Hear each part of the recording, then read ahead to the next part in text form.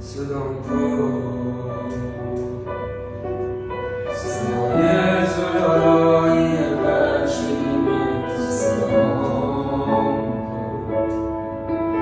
دیگه خستم از عشقای مسئولیت نگام کن به جون چشات دیگه جون ندارم که بگم نمیشه مگه میگذره آدم از اونی که زندگیشه مگه میشه